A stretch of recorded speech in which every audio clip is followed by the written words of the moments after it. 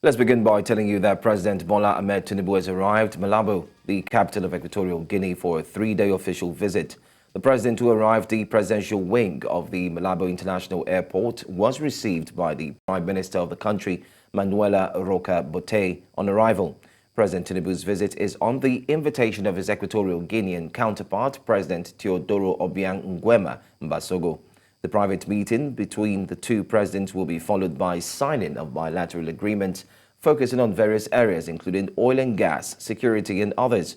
President Tinubu will later sign a historic visitors book, after which a press statement would be made available, then a dinner to close the day.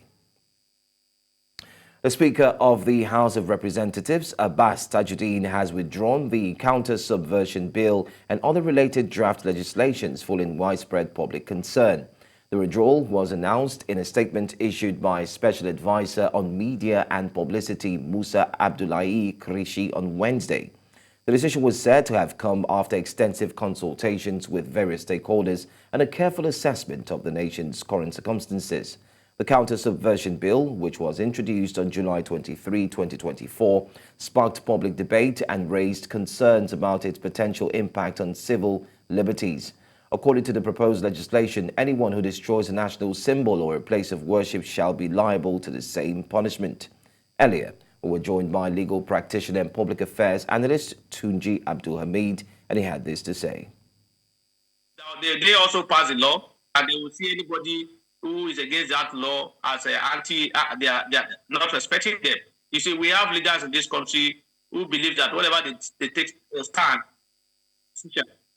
is going against it, it doesn't respect them. So they want to find a way of punishing those people. And that's what we are seeing. So we don't look at issue critically before going to it. This particular disrespect to, what's it called?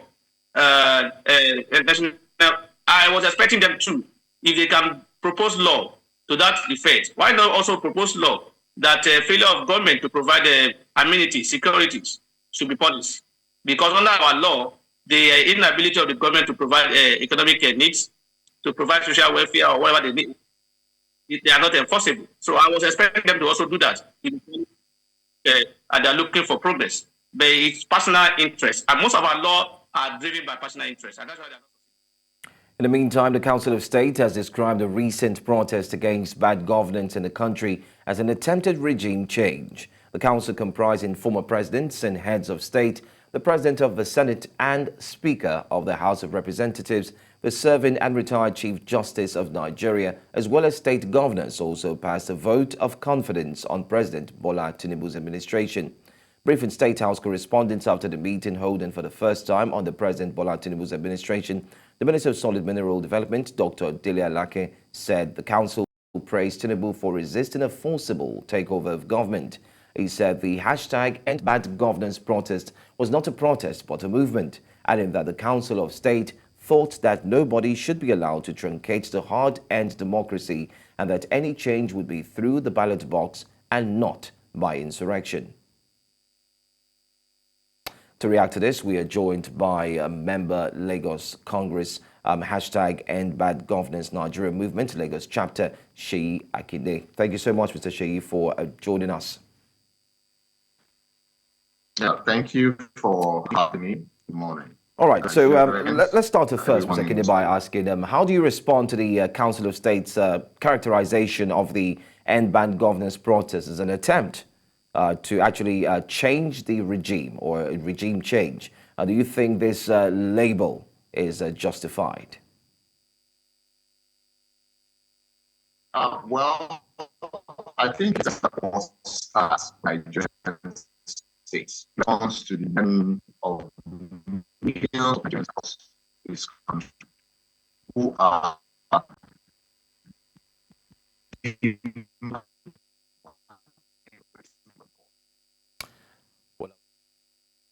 some network connectivity issues there. Well, Mr. Hasina, if you can hear us, we'll try as much as possible to see if we can reconnect with you. And of course, hear you share your thoughts concerning what has been said, especially concerning the #EndBadGovernance protest.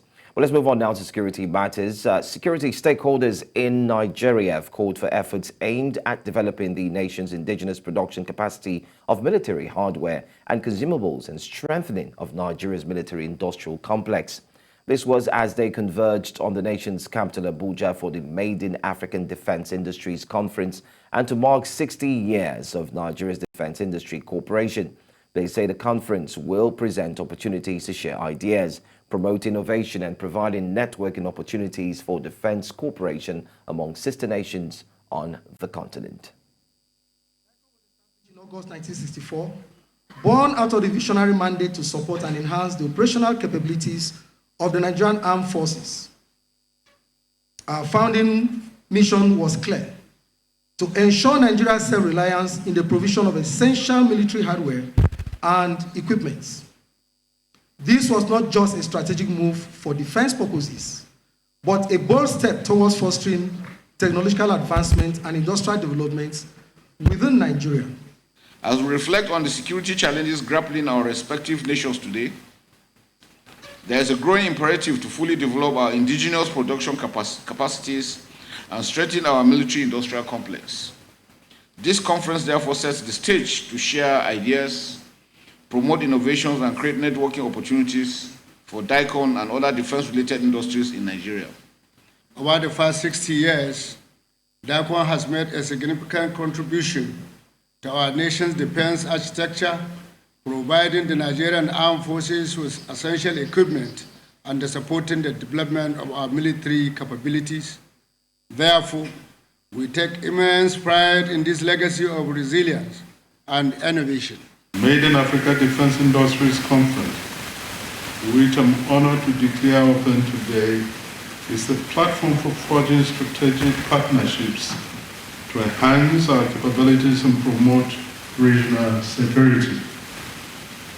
I invite our international partners to join us as we work together to build a safer and more prosperous Africa. Let's stay with politics now. The chairman, Independent National Electoral Commission, Mahmood Yakubu, has called on security agencies to remain vigilant and ensure the smooth conduct of the Edo and Ondo governorship elections. Yakubu made this call at a meeting of the Interagency Consultative Committee on Election Security in Abuja on Wednesday. The INEC boss emphasized the need to protect election materials, personnel, and polling activities while reminding security forces to adhere to the rules of engagement for electoral duties. Electioneering campaigns by political parties are ongoing. This is usually a time of concern and anxiety about security as political parties canvass for votes. A peaceful campaign often heralds a peaceful election. I urge political parties, candidates, and their supporters to maintain the peace as we approach the election day and beyond. Party and campaign spokespersons should tone down their negative rhetoric. For the security agencies, this is the time to be more vigilant.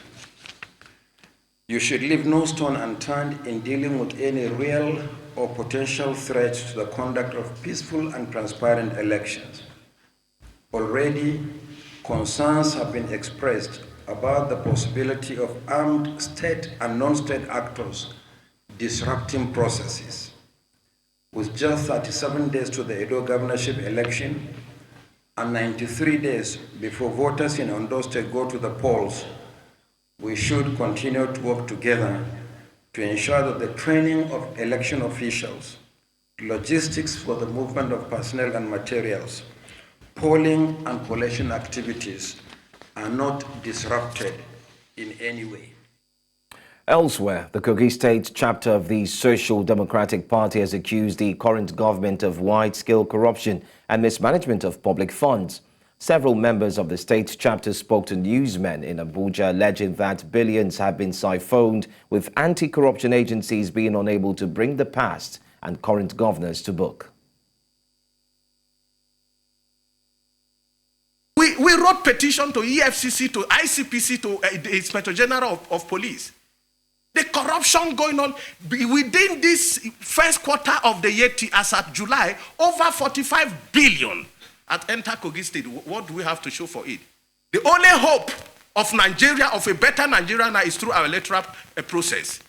If our electioneering process is jeopardized on the altars of technicalities, on the altars of judges who cannot uphold integrity, then we are doomed. We are calling on the commander-in-chief to call these people to order, to avoid anarchy. People are dying. Those children of the poor that you are suffering and neglecting today, trust me, when the jungle mature, they will start crying back and fighting for their rights. From every indication, Yaya Bello have reduced EFCC to nothing. They should ask the president, has he forgotten so soon all the insults that Yaya Bello rained on him during the presidential election? What is that thing now that is making them to be shielding this man? In the meantime, key stakeholders in Nigeria's electoral sector have called for a review of the nation's Electoral Act to address emerging issues around the security and inclusion of persons with disability, women and youth. This was during a summit organized by the Inclusive Friends Association in partnership with several other civil society organizations, security agencies and the media in Nigeria produce actionable solutions that will help integrate marginalized groups in the nation's electoral process. News Central's Emmanuel Bagudu reports.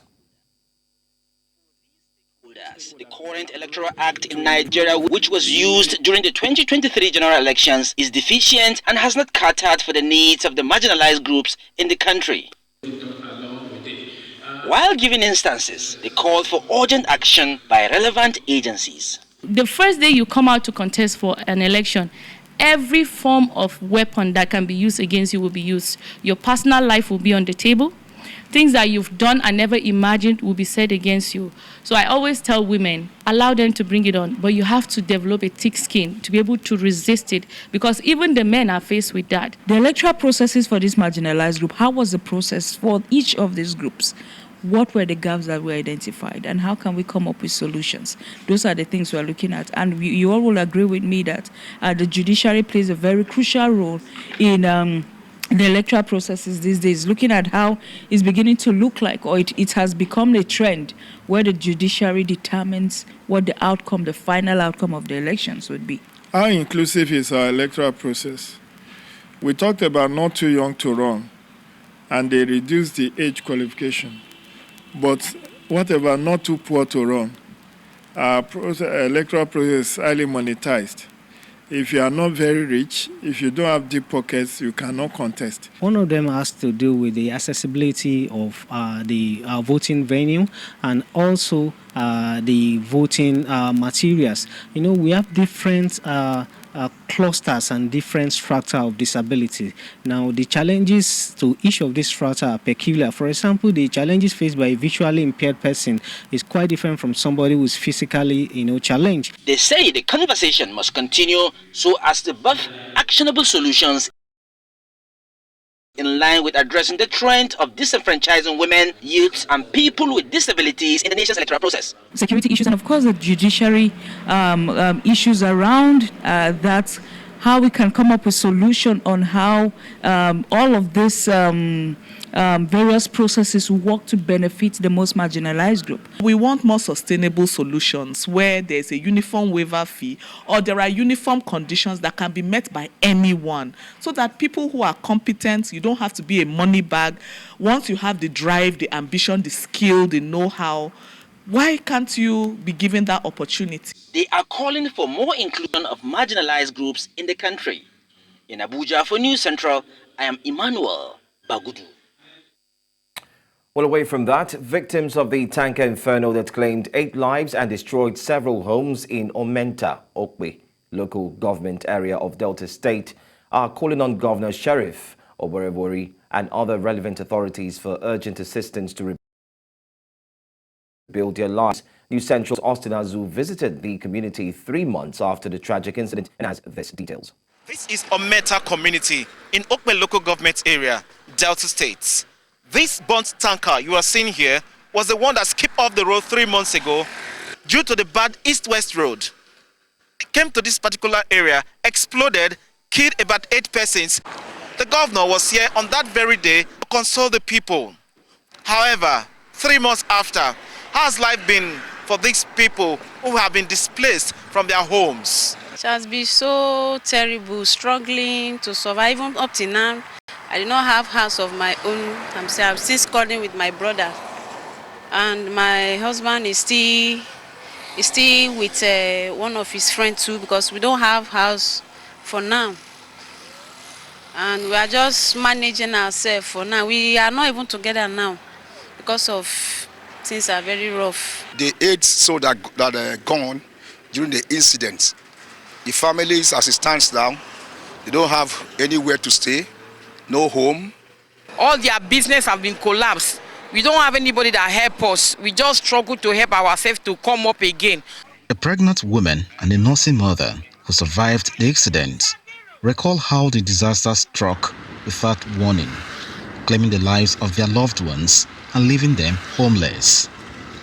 With their sole means of livelihood destroyed, they now have nothing to fall back on. We are just looking at the road. I just have to see the way the man is driving anyhow. Before I could finish the statement, the next thing I saw was the tanker falling. I would say I ran out of memory. I was confused of what to do. The next word I heard was run. I had to start running with pregnancy and this baby. So where I ran to for safety, it was there the news came that among the people that died, I lost one of my sister-in-law. I was in the store with my small daughter that day with pregnancy self. I just gave birth now. I lost everything that I have in the store, lost even my house. The PVC burned down. We are managing to sleep there. As they recount the loss of their loved ones and the hardship they now face, the survivors expressed frustration that no significant help has come their way despite Governor Sheriff Oborewori's visit. They are appealing to the governor and well-meaning individuals for assistance to restart their lives. Yeah, we are still begging government, so please, we need the help like this. So may they help some people where we say they get family, their children born, their things, their property, their clothes, everything born. Use this medium to call the government for rescue, because now we have no home to stay, we have nowhere to lay our head, we are hungry, there's no water. The frequent tanker explosions, often caused by the poor condition of federal roads across Nigeria, continue to result in loss of lives and property worth billions of naira. The urgent need for the federal government to address the state of these roads cannot be overstated. In Delta, for News Central, Austin Azum. You're watching news now here on News Central Television. Earlier, we talked about the Council of States describing the recent End Bad Governance protest as an attempted regime change. We have our guest who's joining us one more time. Let's see if we can carry on this conversation. Member Lagos Congress, the End Bad Governance Movement, Lagos chapter, Mr. Sheikh Hasina. Mr. Kinde, first of all, like I asked earlier, what do you make of the characterization? What do you make of the statement being made, especially from the federal government, that it was an attempted change of regime? Well, categorically, we would like to reply the Council of States by telling them that the End Bad Governance movement or protest was not a regime change. It was an organic movement of Nigerians, the Office of Active Citizens, actually demanding an end to the reckless policies of government that has created hardship, that has created hunger. This reply shows how disconnected they are from the reality of Nigerian people. The Nigerian people, if they wanted a regime change, wouldn't have gone into the 2023 election. Nigerians had the option. You had the Yoruba nations, you had the Biafra, you had the Arewas, who were saying before the 2023 election that I think it's time to split Nigeria. But Nigerians, especially young people, at the center of this protest, took a leap of faith by believing in the system to go ahead into an election in 2023, saying that rather than throw our country into chaos, we will go into a democratic election to elect a leader.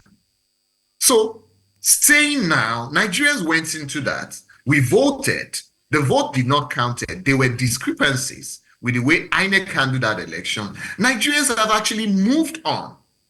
And I think it's time for governance. It's time to end cheap politics. It is very unfair. It is unacceptable to actually say that. Nigerians are asking, and I think we need to first of all establish under the Nigerian Constitution the freedom of assembly.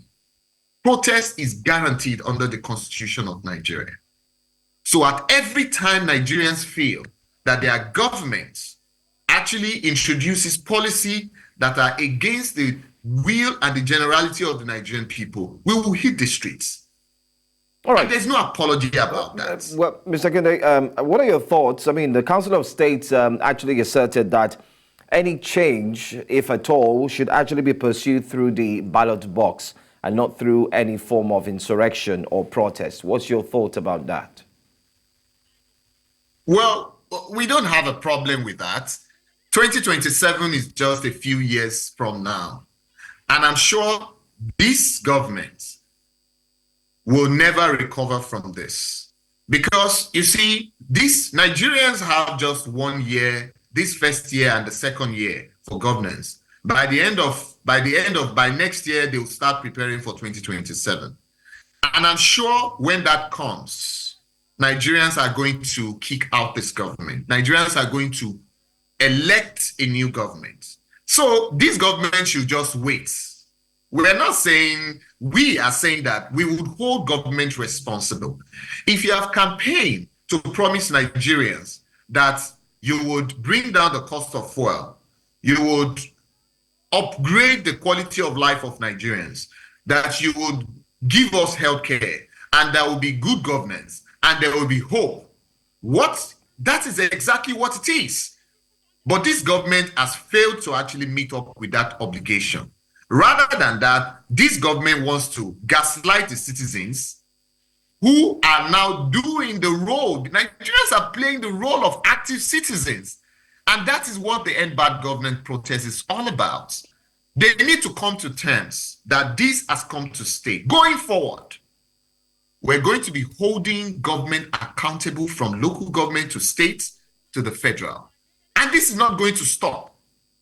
They need to understand that. So 2027 is going to be a different ball game.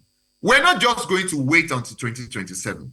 We're going to be on the National Assembly to make sure that laws are enacted that will guarantee the quality of elections.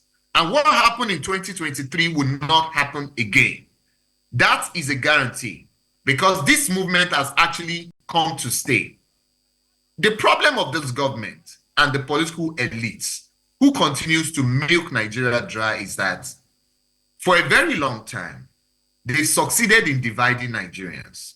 They've succeeded in decimating any movement that is designed to hold them accountable. But you see, the End Bad Governance movement or protest cut across board from the north to the west to the south. We are all united that enough is enough. And bad governance needs to end for the sake of this generation and the next generation to come. All right. We cannot continue to be slaves in our own country. And that's what it's all about. So there's no saving place for Nigerians any longer. Be it in the UK, be it in America, be it anywhere. We are saying Nigeria must work for the purpose of Nigerians. All right, Mr. For Kede, the protection of the Nigerians. Mr. Kede, because we're running out of time. Because we're running out of time, I just wanted to answer very quickly. There are reports that the hashtag End Bad Governance protest was sponsored. What say you about that? Was it a sponsored movement? Can you confirm? It wasn't a sponsored movement. It was an organic movement of Nigerians who are yearning for good governance. Nigerians who put all their hope and aspiration that finally the 2023 election will signal the beginning of development in Nigeria. Putting into perspective how that election was, the tension that the 2023 election brought. And Nigerians are now saying, so this protest or this movement is not sponsored. These are credible Nigerians, patriots, who have said, we are going to stay in Nigeria to make sure that Nigeria works for the generality of Nigerians. And you can see the organic nature. So this protest or this movement is not being sponsored. All right. Thank you so much. This is the office of active citizen, and that's what it is. Thank you so much for talking to us, Mr. Sheikh Hasina. We do indeed appreciate your contribution concerning this. Let's move on now. Still talking the latest stories, especially from Nigeria. Former central bank governor Muhammadu Sanusi, I beg your pardon, has weighed in on the current economic crisis, urging a more nuanced understanding of the Central Bank of Nigeria's role and limitations. Sanusi acknowledged that while the CBN's policies may not fully address Nigeria's deep-seated economic issues, they are crucial for stabilizing the naira. He compared the current situation to a patient who needs immediate intervention to stop severe blood loss before any further treatment can be effective. Sanusi emphasized that fiscal and structural reforms, which fall outside the CBN's direct control, are essential for long-term stability. Addressing concerns about the naira's devaluation and potential hyperinflation, Sanusi stressed the urgency of recognizing the severity of the economic crisis. In the meantime, the chairman of Nigeria's House of Representatives Special Investigating Committee probing crude oil theft in the country has blamed the mismanagement of the Niger Delta Development Commission for being responsible. This was as lawmakers met with the leadership of the NDDC, urging them to rise up to the challenge of ending the vice in the country. Our correspondent, Idon Joseph, reports. Crude oil theft over the years has continued to pose a significant challenge to Nigeria's economy, as the nation's revenue aspirations largely depend on the sales of crude. According to the Nigeria Extractive Industries Transparency Initiative, between 2017 and 2020, over 4.3 trillion naira worth of crude was stolen, a situation that is unsustainable. An economy like our own, which is largely till today depending on oil as a major substrate, major base for our economic functions and even for financing public services and infrastructure, cannot continue with this kind of serious challenge in the oil and gas sector. While engaging critical stakeholders to understand the extent of the acts and provide lasting solutions, some lawmakers say the lack of access to petroleum products for riverine communities and the mismanagement of the Niger Delta Development Commission can be blamed for the problem. The fallacies and shortfalls of the NDDC's statutory performance as an organization is contributing significantly to the problem of oil theft. If you guys can do the right thing, you take these boys off the street. How will they refrigerate their fishes, if they do not have PMS? So, Chairman, this is one of the root causes. Absence of PMS and AGO in the NNPCL floating station has enabled illegal bunkering. The NDDC claims that its programs and projects within the Niger Delta region over time has helped efforts to mitigate oil theft. By reason of that single road, being able to provide security, to intervene in any oil theft in that axis. I know the time frame that took NDDC to build that road you are talking about. 16 years, my brother. 16 years.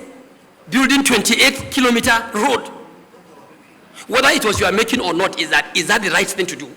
Other agencies like Nigeria Maritime Administration and Safety Agency present at the hearing revealed that it has not been carried along in crude oil transactions in the country. In Abuja for News Central, I am Idong Joseph. The National Human Rights Commission, alongside its Executive Secretary, Anthony Okechukwu, Senior Advocate of Nigeria and Chair of the Governing Board, Dr. Salamatu Hussaini Suleiman, is facing a legal challenge over allegations of failure to properly address a human rights complaint.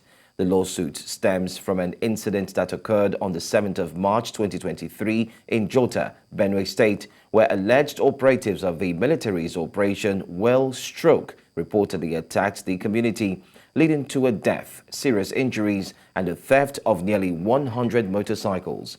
According to the complaint, despite the NHRC receiving detailed evidence and reports from the Benue office shortly after the incident, the Commission has not taken meaningful steps to investigate or resolve the matter. NHRC's handling of the complaint allegedly involved forwarding it to military for self-investigation, a move the complainant argues is improper and contrary to the NHRC's statutory responsibilities. Media experts in Nigeria have tasked the broadcast industry operators to leverage on the production of quality content to remain globally competitive. This was during the ongoing two-day conference of the Society of Nigerian Broadcasters and the Broadcasting Organizations of Nigeria in Abuja, where they urged broadcast practitioners to focus on informing and educating their audiences. Joshua Imarai reports. Maiden edition of the National Conference of the Society of Nigerian Broadcasters. The gathering has media experts from around the country all converge on the nation's capital, Abuja. Speaking at the ceremony, the representative of the Minister of Information and National Orientation says that the government is set to steer digital reforms that will create more employment opportunities in the sector. To create more outlets for our youth to adequately express their creative ability, we are currently reviewing the missed opportunities in the rollout of the digital switch over the DSO, which started over a decade ago. We have no excuse to remain where we are, especially when smaller and less endowed countries have succeeded.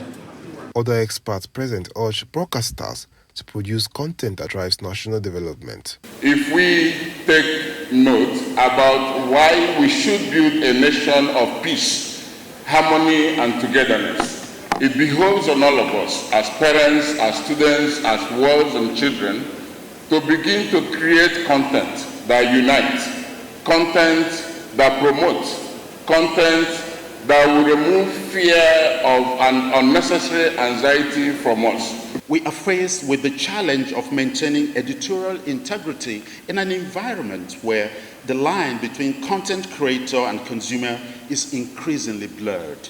We must navigate this new landscape with a keen understanding of the political and economic forces at play, ensuring that our content not only informs, but also upholds the principles of truth, fairness, and accountability. The two-day conference also took time to recognize some broadcasting icons who have contributed to the development of media and journalism in the country.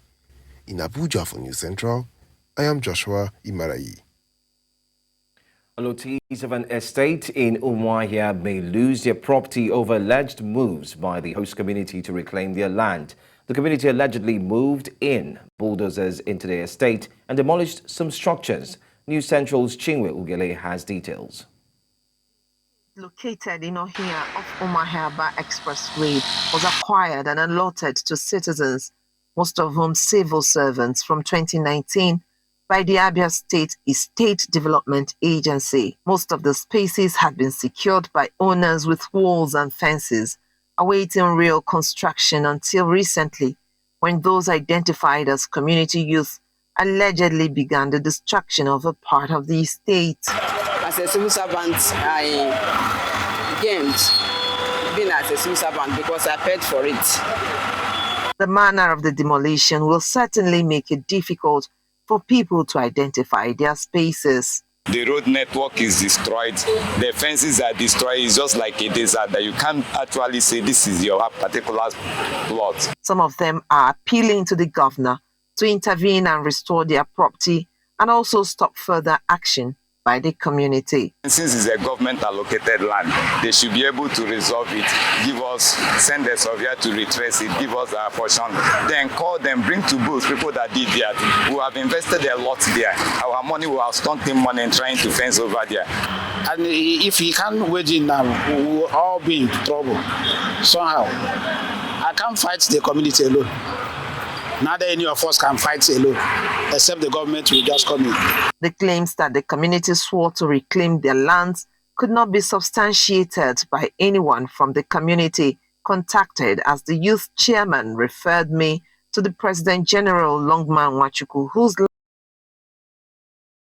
line was incidentally unavailable. Governor Alex Oti had on Friday, August 9, during the media chat in the state, directed the Commissioner for Lands and Housing, Chaka Chukwumerije, to investigate the complaints. Even if there is a dispute, there are channels to resolve disputes. People are not allowed to take the law into their hands. In a telephone interview, the commissioner disclosed that the perpetrators of the said act had been invited for questioning. We're investigating the matter.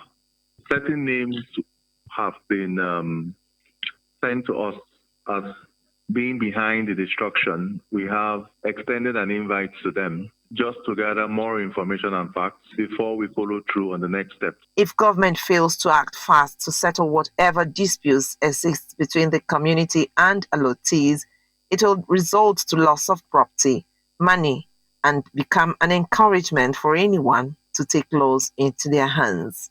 In Umaya for News Central, Chinwe Ugele. And thanks for staying with us. The World Health Organization has declared the Mpox surge in Africa was now a global public health emergency, sounding its highest possible alarm over the worsening situation. The WHO called a meeting of experts to study the outbreak and make a recommendation to the UN Health Agency's Director General Tedros Ghebreyesus. The decision comes after the African Union's health watchdog declared its own public health emergency over the growing outbreak. Mpox has swept through the Democratic Republic of Congo, where the virus formerly called monkeypox was first discovered in humans in 1970 and spread to other countries. Senegal's President Bassirou Diomaye Faye has called for appropriate recovery measures for the national press following widespread strikes by the media industry over economic pressures and perceived threats to press freedom. Faye, in a statement, emphasized the need for renewed dialogue with the national press, acknowledging that the media deserves the government's particular attention and tailored recovery measures. In addition to requesting that the government, and more especially the Minister of Communications, make sure the nation's press code is followed, Faye also asked that the press be properly run in a spirit of openness and in compliance with laws. The Nigerian army announced that at least 15 civilians were killed and several others injured in multiple terrorist attacks on villages in western Niger near the Burkina Faso border earlier this week. In the same area, at least one more civilian was killed on Tuesday. A statement by the army also reported 14 other casualties on an undisclosed date, describing the attacks as heinous acts of violence against defenseless civilians, resulting in a heavy and tragic toll in the Mihana area. Mihana was one of 6 locations targeted in Niger's Tillaberi region, a border area with Mali and Burkina Faso that has become a stronghold for terrorists affiliated with Islamic State and Al-Qaeda. Still telling you more, Sudanese residents in Port Sudan have expressed cautious hope as US-sponsored talks aimed at securing a ceasefire and the devastating conflict in Sudan begin in Switzerland. The United States has urged Sudan's army to participate in the negotiations, which have commenced with only one faction at the table, the rival Rapid Support Forces. Despite this development, some residents remain skeptical about the potential success of the ceasefire talks.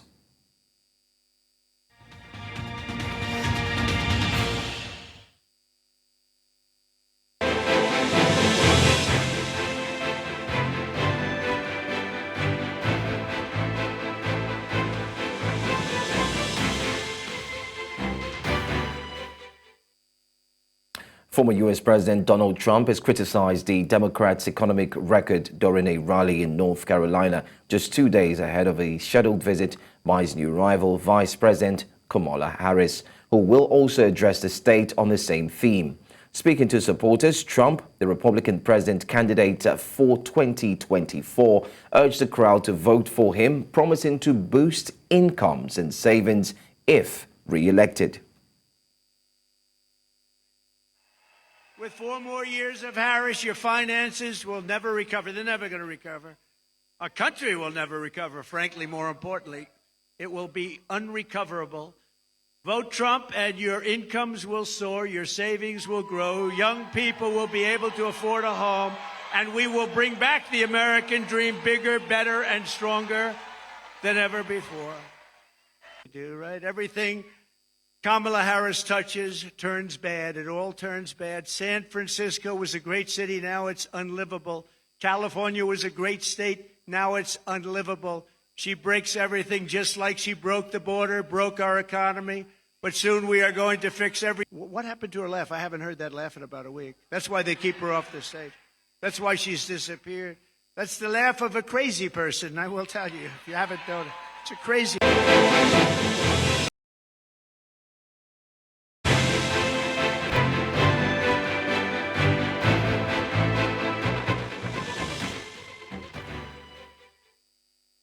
A mob armed with bamboo rods and plastic pipes attacked several suspected supporters of Sheikh Hasina on Thursday, vowing to quash a rumored rally for the ousted Bangladesh premier outside her childhood home. Hasina, 76, fled by helicopter to neighboring India last week as student-led protests flooded the streets of Dhaka, bringing an abrupt end to a 15-year iron-fisted rule. Her government had declared Thursday a national holiday marking the anniversary of her father, independence hero Sheikh Mujibur Rahman, who was assassinated during a military coup in 1975. এই বাড়িটা ছাত্র জনতার ক্ষোভ থেকেই পুরো বাড়িটা জ্বালিয়ে দিয়েছে। এখন আজকে যেহেতু তাদের শোক দিবস, এটা গতানুগতিক দিবস, তারা এটা পালন করছে, যদিও বাংলাদেশের ইতিহাসে এরকম কোনো শোক দিবস ছিল না। এটা একটা পেশি শক্তির বলেই শোক দিবসটা পালন করে আসছে। তার ধারাবাহিকতা এখানে এসে তারা পুরা বিশেষ করে ঢাকা সিটি থেকে অরাজকতা সৃষ্টি করার জন্য এখান থেকে তারা একটা সিদ্ধান্ত এখানে অবস্থানে এই জন্য।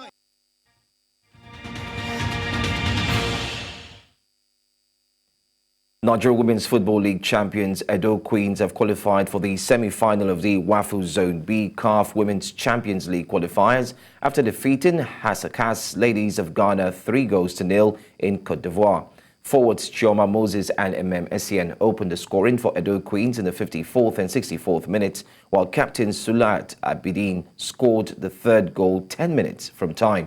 In another Group B match, Edo Queens, who topped the standing with 6 points and 8 goals, will play their last group match against Omni Sports, who defeated AS Guard National 6-1.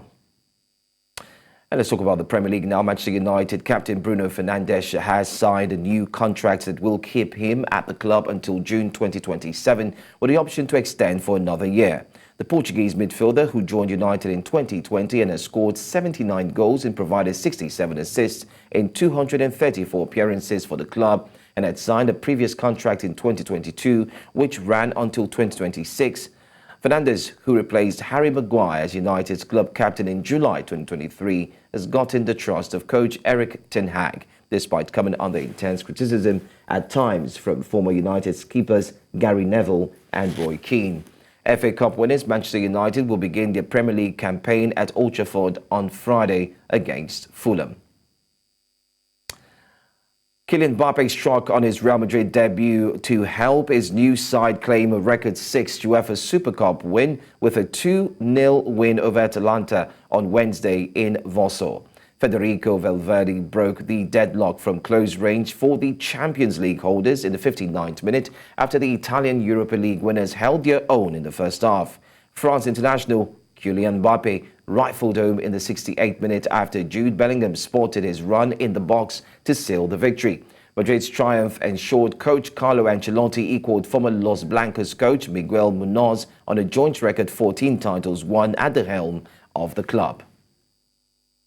No doubt you can expect more from Kylian Mbappe. And that's the news for this hour. Before we go, let's take a look at some of the major stories for this hour. President Tinubu to sign bilateral agreements on petroleum resources and security. We also told you that House of Reps Speaker has bowed to pressure, withdrawn the Counter Subversion Bill. And reactions have continued to trail United States brokered ceasefire talks aimed at ending Sudan war. Well, you can send your eyewitness report to the WhatsApp number on the screen. You can also Follow us on all socials at News Central TV and watch us live on DSTV channel 422, Star Times channel 274, Open Havens Prime, Limex, and not forgetting too, you can stream live on YouTube. My name is Joe Hanson. Thanks for watching.